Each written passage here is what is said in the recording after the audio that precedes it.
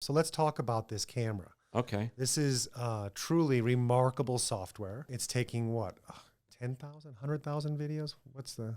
Yeah, so basically what we've got, this is the current camera that we use. It's a video microscope camera, and it's got a lens on here, and then we put it in your mouth, under your tongue, and they can go on and see the videos that we get. But basically what we see is we see that capillary bed of your smallest vessels.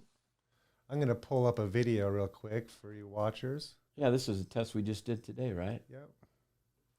And so here shows an actual little glimpse of our microvessels. And it looks like some of those are just like ants leading from a picnic trying to take food away. You can see the single file line of red blood cells. And it also has the ability to measure how many of those are 4 microns thick, 5 microns, 6, all the way to 25 microns. Yeah, so with our algorithms, what we do is we measure the movement of the red blood cells, and we measure the size of the vessel. We measure how fast the blood is flowing, and then we measure the thickness of that glycocalyx. And then, like most things in your body, the glycocalyx, think of it as a tide, and it goes up and down. And so what took us thousands of measurements, and the reason it's been in academic research hospitals the last 10 years is we've been really trying to understand how's it really work.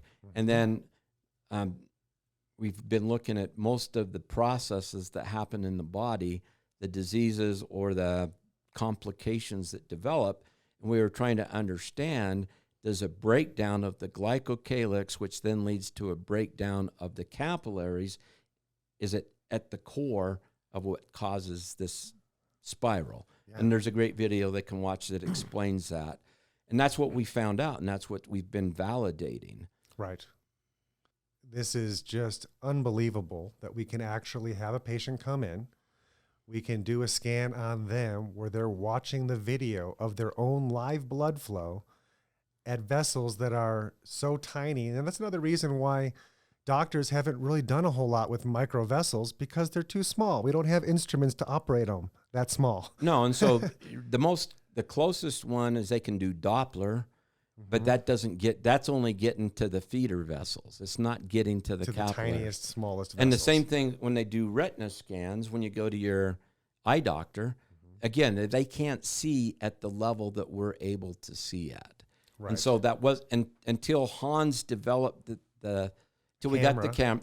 The cameras have been available, but there was no software to do it. Right. And so what people used to do is they got images like you're showing, and then somebody would sit there and they'd have to make a judgment of how big's that vessel, and then what's the blood flow and all that. So it was pretty subjective. So what we created were the algorithms that takes the human element out of it, just as like you talk about with x-rays. Yeah. You know, can't hide your bones. You can't hide your bones. You can't hide your capillaries and you can't hide how much blood flow there is, and you can't hide how... You can't control that with your mind. No. It's a function thing. It's a function thing. Yeah. And so that's what we created. Yeah. And so not only do we have the ability to basically assess how healthy is my lifestyle and how well has that translated into my overall vascular picture of health. But the good news is we can take this information and then use that information to change what we're actually doing for our health picture, and then retest ourselves down the road a little bit and see that it's working, or maybe it's not working. Right. And so the thing I like to stress with people is everybody's different. We all have your genetics are a little bit different than my genetics. Right. And as we age, based on our lifestyle and our environment, even our genetics morph a little bit.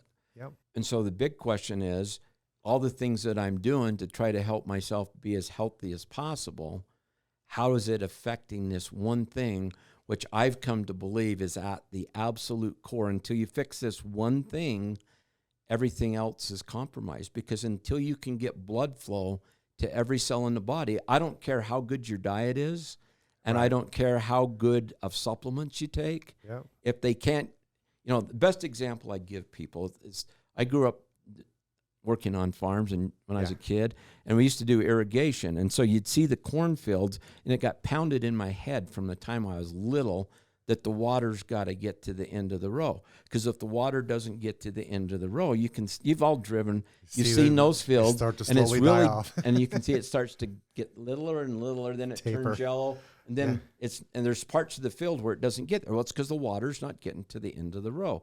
And that's the same thing that's happening in your body. As you lose those capillaries, the water simply isn't getting to the end of the row. Yep. And it's not what you eat, it's what you can break down, assimilate, and absorb. Right. And life is in the blood. So if you're not able to use the blood to get it to the places where it needs to be absorbed, it doesn't just happen magically. No. It needs to be transported there. Exactly. And our vessels need to be functioning there, not clogged, not tired and just not doing anything and stagnant.